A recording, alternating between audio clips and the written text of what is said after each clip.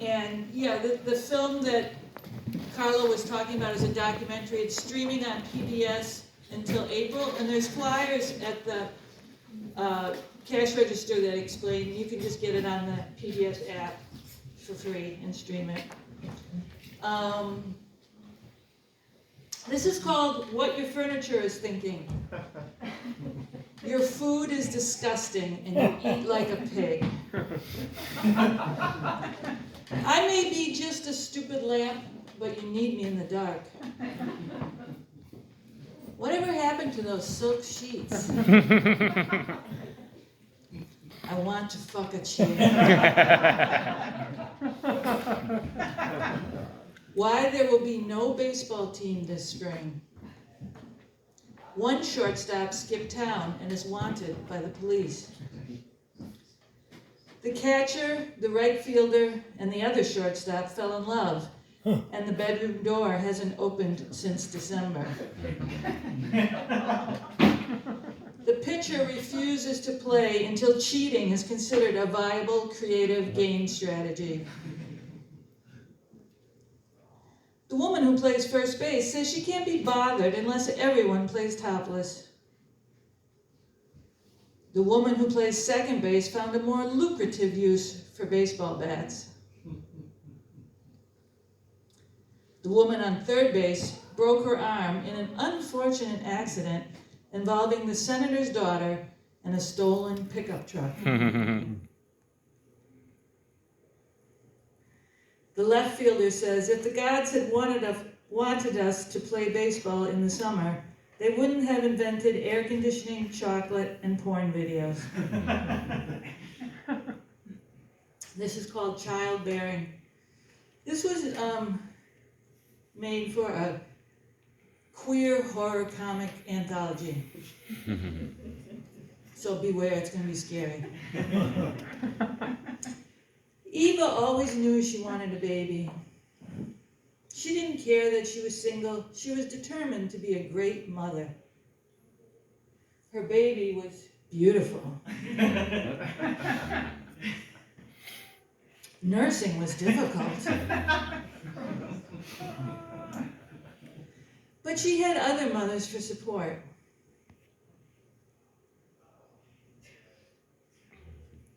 The baby would not sleep unless he was in Eva's bed.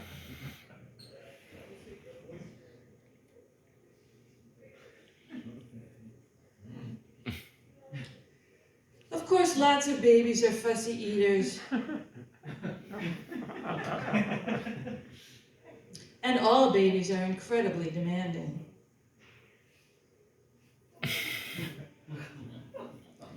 Children develop their own particular tastes as they get older.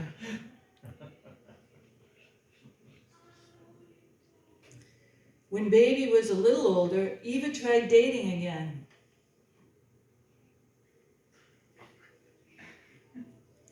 Have you lived here long? A few years. It's a good neighborhood and near the park. If I don't humor him, he gets fussy. I just remembered I have an appointment. Eva grew more isolated.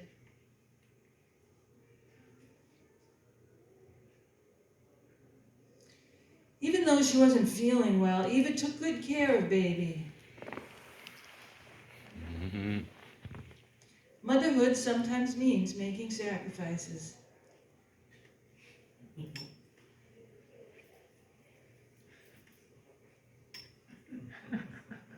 Give me cookies! Cookie! Mine! Eva cracked her head and died instantly.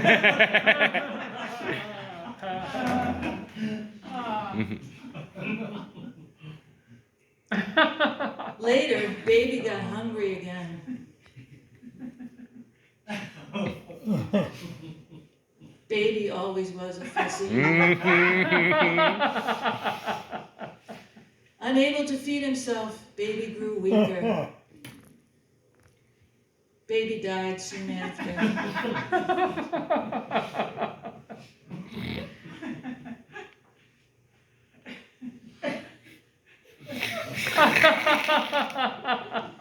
Eventually, the smell caused the neighbors to complain. Everyone agreed she must have been a terrible mother. And this is called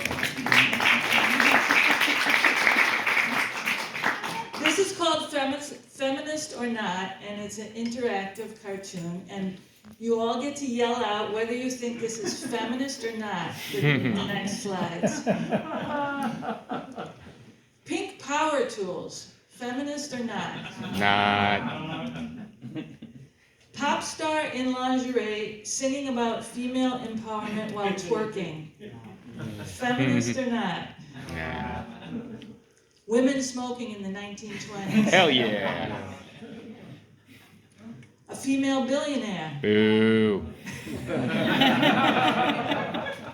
Becoming a female billionaire while selling underclothing designed to reshape women's bodies. The woman who invented Spanx is a billionaire. The first female firefighter in town who says, I'm no feminist, I just need a job.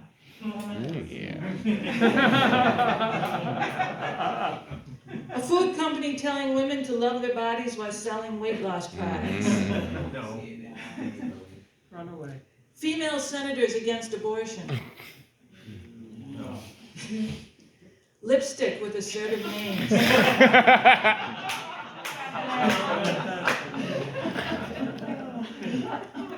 A cosmetic company donating to breast cancer research while producing beauty products containing toxic carcinogens.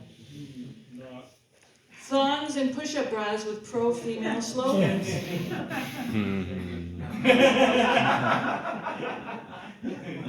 Female serial killers. Yeah.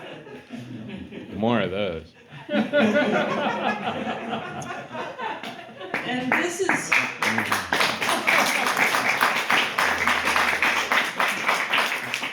This is called The Politics of Abortion, and it rhymes. Conservative politics serve the male who is rich, heterosexual, cisgender, and pale. So how does the right appeal to the others, making them vote against their own druthers? They champion causes that are false and intense, sans facts of science or plain common sense. Ban books, curb teachers, limit trans civil rights, trash immigrants, feminists, and all the non-whites. And loudly proclaim their dumb paradigm, abortion's an evil and immoral crime. But wait, Americans, by majority proportions, voice their support for legal abortions. No sweat, the right still gets votes with their pandering through voting obstructions and much gerrymandering. Your voting is 10 miles from public transportation, open one day only, show 5 forms of ID, and there's no mail-in ballots. Sure, unwanted pregnancies may still occur. A knocked-up mistress can cause quite a stir. But that's no trouble. It's easily explainable. For the rich, abortion is always obtainable. And those are my comics, and thank you very much.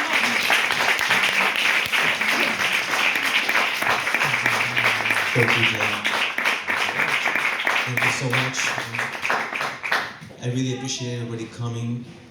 Please check out the Uranus comics by the counter, and also I have some shirts that are similar to this one, which is an image of a Peruvian jaguar, and this will also help, support our work and keep it going. And they're made by you. That's right, I hand painted them. Yes, question? Okay. Thank you. It started off with censorship and someone being arrested.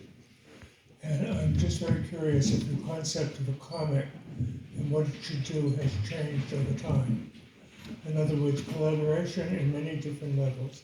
And so what we've got here is many different levels of comics with what are the underlying connections between all of these comics. In other words, I think someone getting arrested for their comic is just such a revolutionary act and really is really a heroic one.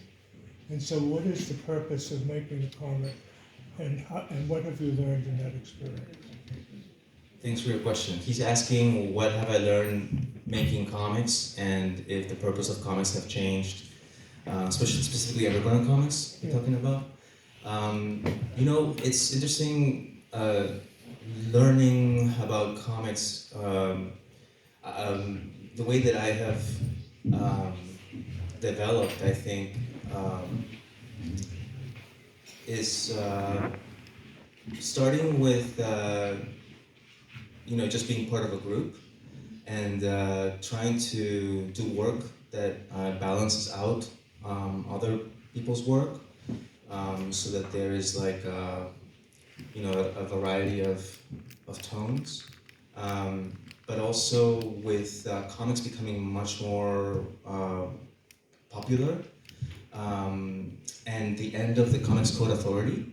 And I would say also the fact that more queer people and people of color and women are making comics has also changed the reason why we do work, you know.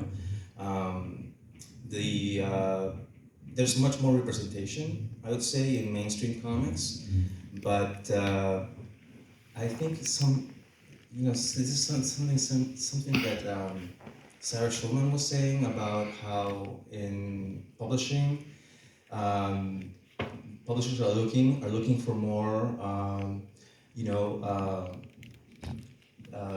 they're looking for more people of color who are writing and minorities, but they are only publishing the ones that like replicate the you know, the what you consider like the standard, like the same kind of like cliche narratives, and they're not really interested in like real difference.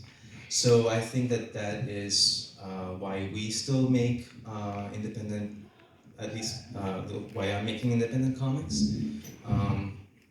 Yeah, I think also something that Ivan mentioned was about compensating the artists for their work.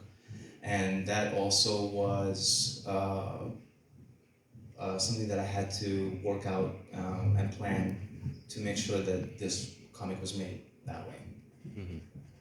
Thank you so much for coming. I really appreciate everybody who presented their comments.